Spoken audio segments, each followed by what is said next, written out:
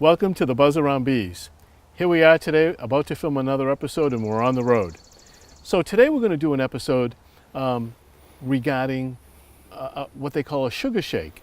The sugar shake is when we're searching for mites in the hive. There are a lot of, everyone knows that their honeybees are dying. Many people don't know why they're dying, and many people have different theories of why they're dying. One of the main reasons, and it's not a theory, is what they call mites. And so today we're going to do a sugar shake to try to find mites in the hive and how many there are. We have with us today a good friend of mine, Glen Cornell. Glen, Hi, welcome. Richard. Glen is a longtime beekeeper. He's a mentor to many beekeepers, as well as me. And he's one of the lecturers at the Plymouth County Beekeepers Association, as well, obviously, as a member of the Plymouth County Beekeepers. You've seen him in a number of episodes in the past. And I'm thrilled to have you here today to do something that I think people are going to find really interesting, informative, and exciting, at least if you're a beekeeper. Glen, explain to us what a sugar shake is and what you're going to do. Okay, so let's talk about the mite first. So they call it the Varroa destructor. Now, what that mite does, it's very similar to a human and a deer tick, where it's not the mite that kills its host, and it's not the tick that kills the human. It's the disease they leave you with, which is Lyme disease. Well, it's the same with this mite. It leaves them with 3 or 4 viruses, which are very detrimental to the bees.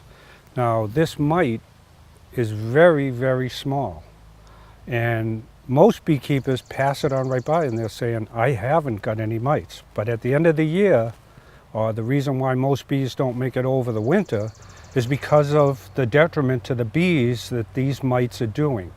Now, particularly, one of the first things that you see is deformed wing virus. And that's because in order for these mites to multiply, they get in the cell where the larvae is. And when the mother lays her eggs and then they emerge, they hatch, they feed off the larvae when they're developing their wings and their eyes. And quite frequently they're deformed when they finally, when the bee emerges out of the cell. So the whole generation of bees is destroyed.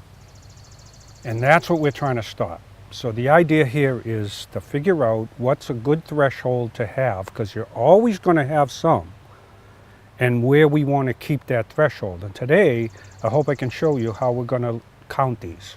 And it's interesting that mites were introduced in this country maybe 20 or 30 years ago by a beekeeper, correct? That's correct. So a beekeeper tried to bring some queens in from out of the country illegally, and the mites were on it. And within 1 year, they brought them into Florida. They were found in every single county in Florida. Which is really amazing. So the life of a honeybee is pretty amazing, and being a beekeeper is pretty interesting. So let's go on down and show us how to do it. Okay, great. Let's Great. get started.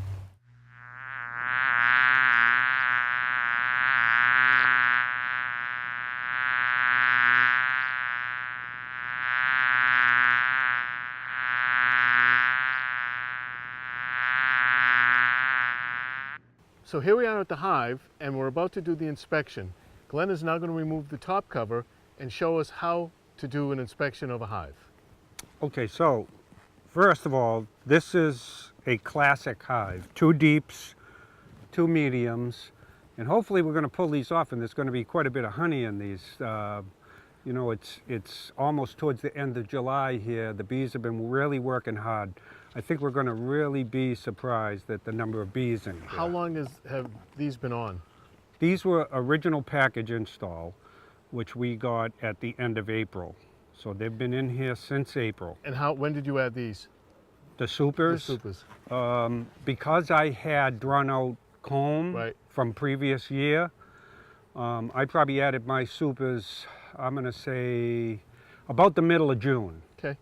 Okay, so that gives us a month and a half. Now, you just take a pretty good look at the number of bees that we have in here. So here's inner cover, and I'm going to show everybody.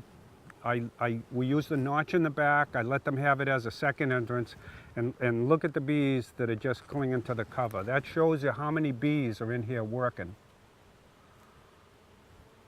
This is what you want. Bees like this, they're workers. They want to work. Now, we're going to take these 2 honey supers off because when we do this sugar shake, we want to get to the brood chamber. That's where the varroa are. Now, I'm going to let Richard kind of feel this.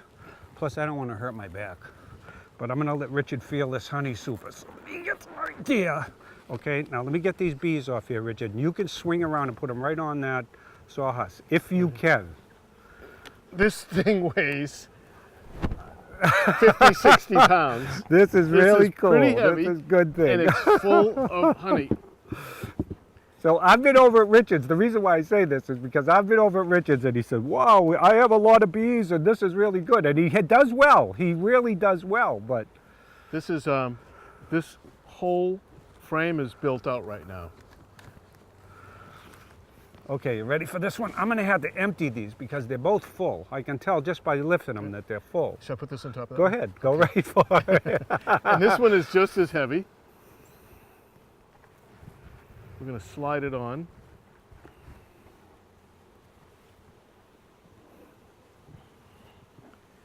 Now, typically this time of the year, the queen is usually making brood in the upper chamber. She's moved from the bottom up, and the bees are storing most of the pollen and everything that she needs. So I'm just going to break this open here, and I'm going to flip this up so the camera I can show you the amount of bees that are in here. And this is chock full. If you think those were heavy, you ought to try lifting this one. All right, so here's what happens. Now, as I said before, the varroa are trying to multiply and it's in the brood chamber. So we want to get the bees that are not field bees, but we want to get the bees that are maintaining the brood. That's typically in the middle here. Now, I'm going to go for that. One of the things is that the queen hangs around there. We do not want to sugar shake the queen. We could really injure her to the point of where she couldn't lay anymore. So the first thing I'm going to do is look for the queen. And as I go looking for her, we're just going to do a typical hive inspection here. So I take out the easiest frame I can. Here it is, and you can see they're working on it. There's nectar, tons of nectar. This would be their nectar to survive the winter. Capped, all capped. I'm going to lay this over here just to get it out of the way, give me some room. Next frame. Are you impressed with this, Richard? What do you think? I am. Okay. Nectar, capped nectar, some drone brood. I see some eggs in here. I know the camera can't see them, but this is drone brood right here, and then the queen has laid a bunch of eggs in. Makes me want to go home and open my hives. So now that I've seen the eggs, I know the queen was here 3 days ago because it only stays as an egg for 3 days. This is all things that a beekeeper should keep in mind. Now there's cap brood. I'll point this out to you, cap brood right here. And as I hold this up, I see some more eggs. The queen in here is marked blue. There she is, right there. Right there. All right, so I'm going to point her out. Do you want me to walk over towards the camera? Okay, so I'm going to point her out to you. All right? Here she is, right here.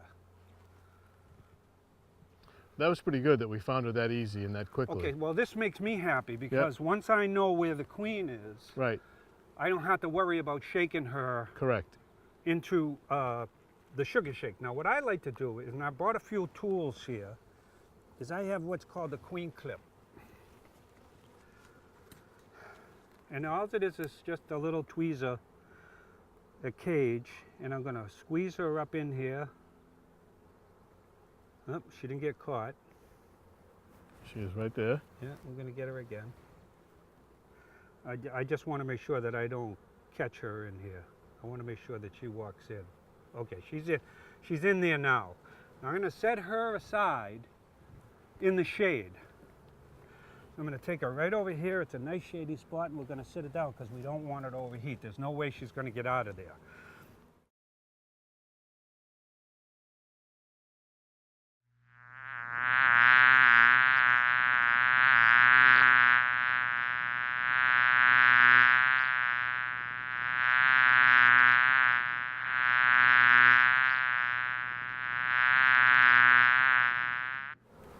That one's not too bad.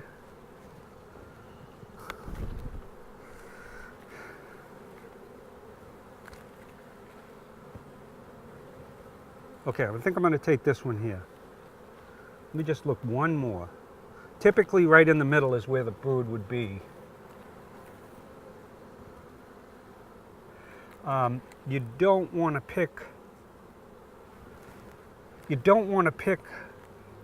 a frame with a lot of eggs on it, because you're going to see the way I shake this, you're liable to shake the eggs out too, and that's just lost bees. So I did some preliminary setup here, and this is what I like to use. So I have a jar. I put 2 tablespoons of powdered sugar, confectionery sugar in here. It's not rocket science. You want to use 2. If you use 3, if you use 1.5, you're all right. I have a spray bottle of just regular H2O. We might not even use it. I have a white bucket here. And I have a measuring cup. So what we're going to do is I'm going to shake some bees into this white bucket. And I'm going to take out 1/2 cup of bees. Now don't ask me who did the counting on this, but 1/2 cup of bees works out to be about 300 bees. 300 bees, we want to keep the mite count down to 2%. Now, a lot of people are saying 1%, but I'm going to go with the 2%. 2% would be 6 mites. We see 6 mites or more, this hive has to be treated. Okay? Pretty simple. This is the frame that I decided I was going to use. These are nurse bees.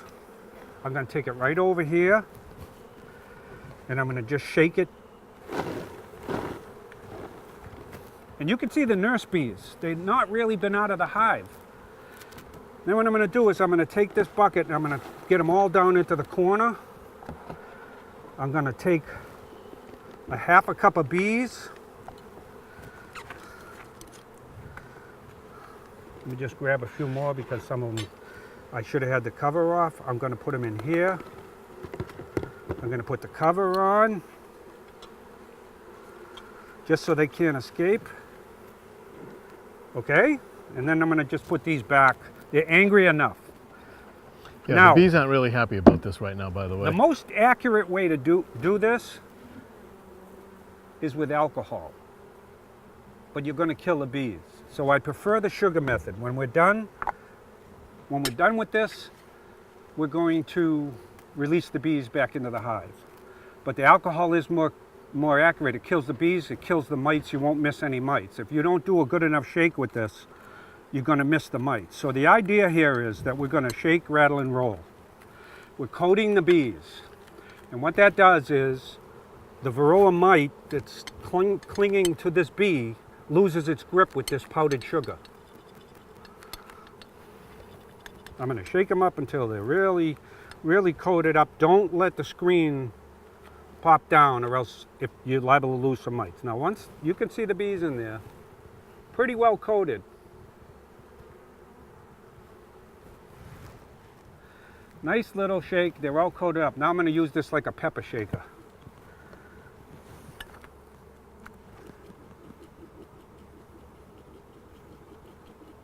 Now, these were already here.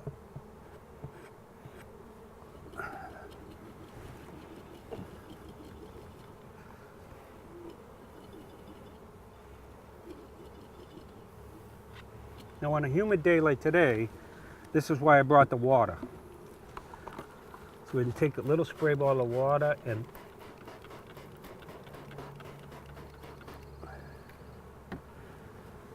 there's one mite right there. That's not a mite.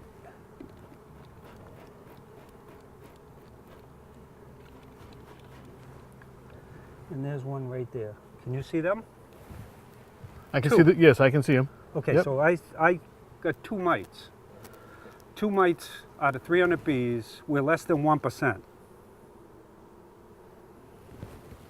Which Good is to go. exactly what you want to be. So this hive has been treated. In fairness to the photography here, this hive has been treated. So the idea with the treatment is that you want to be as soft as you can. So you want to be mild, mild, mild. And then when you hit your threshold, you probably have to use something a little more harsh.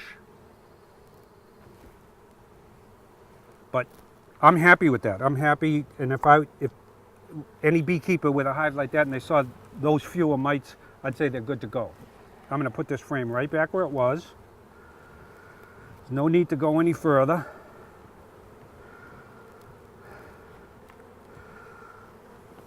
Okay. I'm going to take these bees and hit. This is the difference between the alcohol wash. If I used alcohol, we might be missing one mite. Okay, because it doesn't kill the mites. It just knocks them off, and there's a possibility one could stay on there. But I'm not killing the bees with this method, which I know a lot of beekeepers don't want to do. And I'm going to let these girls go right back in. You can see they're all alive. And they'll consume the sugar. Yeah. Pretty good, huh? Pretty interesting, pretty informative too. So if there was an extraordinary number of mites that we discovered, then you'd have to treat this hive. I'd probably come back tomorrow and do a treatment, or later this afternoon.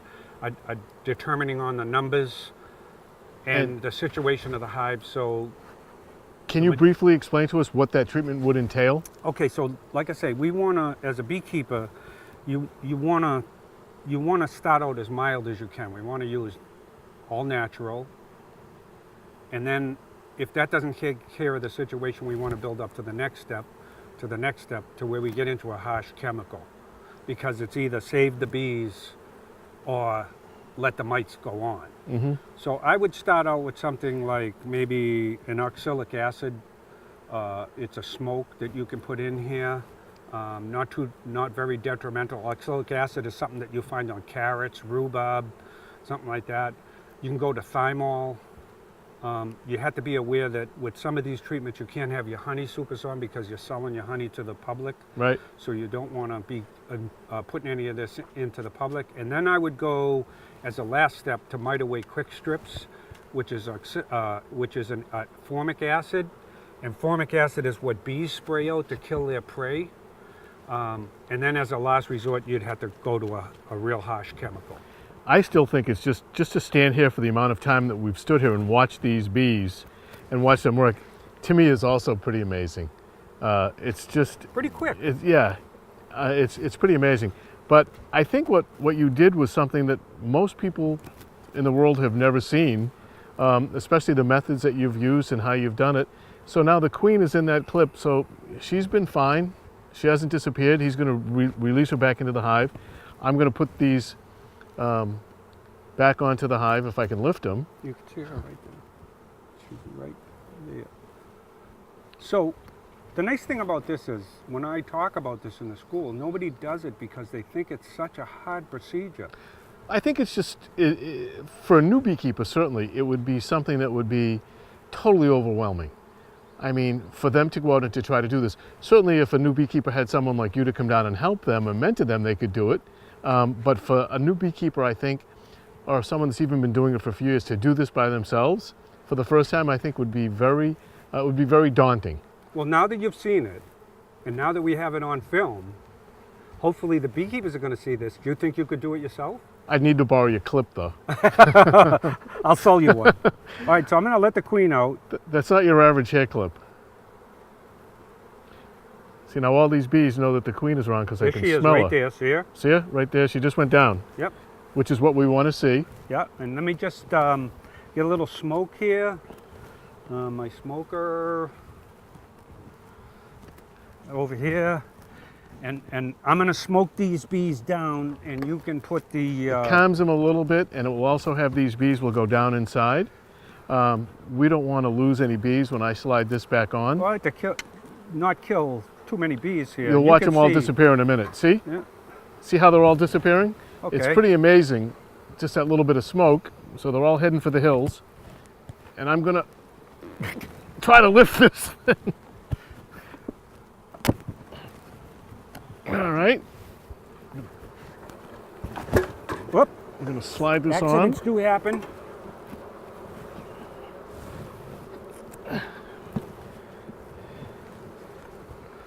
Okay.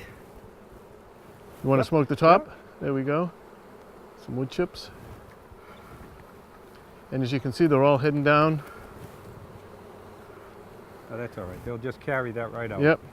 And we're going to put this one back on.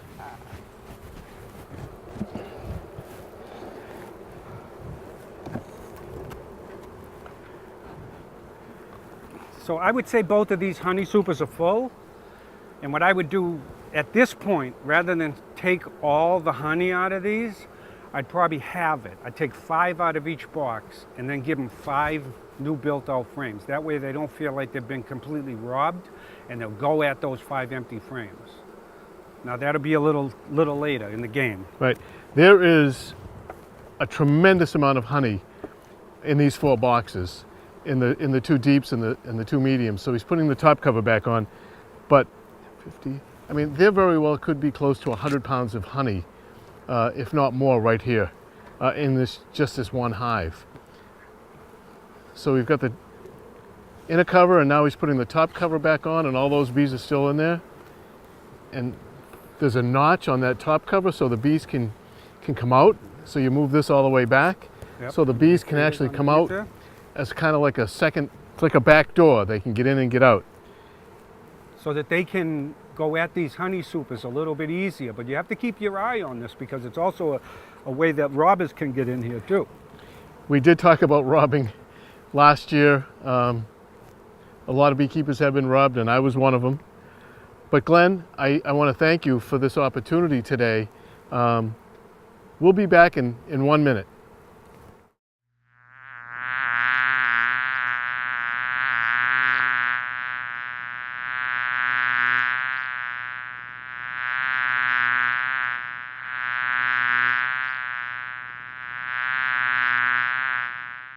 So we just took our bee suits off after finishing the sugar shake, and me as a fairly new beekeeper thought it was pretty interesting to watch. Now I've heard Glenn in bee school speak on that for an hour, but not actually have seen it. And I think that most people watching the show have never seen it. So we're now standing a ways in front of the hives because there's some pretty angry bees down there. They don't particularly like to have that happen. So Glenn, why don't you recap and tell everybody what we did and what you did and how it worked. Okay, so the idea here was to coat the bees, 300 bees. Some scientists come up with that number, 300 bees to a half a cup of bees. We want to get them out of the brood chamber because those are the bees that are maintaining the brood. That's where the mites hang out. And then we want to coat them with that sugar, confectionery sugar. You want it nice and dry. If it's humid like this, you want to keep it in your freezer and then bring it out. It'll keep it nice and dry. Coat the bees, and then we basically did like a pepper shake, and then I used the water to wash away the sugar so that we could see those little black mites. So just that bottle that you have that you put the bees in, the cover, did you make that cover? Yes. And what's it made of? So that's just a regular quart mason jar with a cover. They have the little covers that go in with the button on them for when you seal your food. Yep. I took that out, and then just a nice piece of screening that the bees won't fall through, but the mites will. And I just cut it to fit. You don't even really have to glue it or anything. Now, like I said before, the alcohol wash is the most accurate method to go, where instead of using the powdered sugar, you actually put alcohol in on those 300 bees. Now, it kills the bees, it kills the mites. There's no doubt about your count then. But the sugar shake is accurate enough where you're not killing your bees and it makes the beekeeper happy. I think that this episode would be a great episode for you to play next year in bee school, and you can talk about it and then actually show them. Now you can actually demonstrate how it was done. It's just a thought. This would be a great film to have at the bee school, because really one of the would. things at the bee school is it's so hard for me to explain. I know I'm explaining to the people and they're all going, yeah, but there's no bees. What's he talking about? And this would be the perfect item to have at the bee school. And you know, it's funny because several years ago, as you were saying, there were 30 or 40 members that would go to school, and now you are capping it at 100 or 100? About 100 is where we started. So there's 100 people every year now that want to go to bee school and learn about bees, because it's kind of it's one of those things that people are very interested in. So Glenn, I want to thank you very much for doing another episode you. and for doing something that was really, really, really interesting. And we'll see you again at the next episode. Thanks for watching.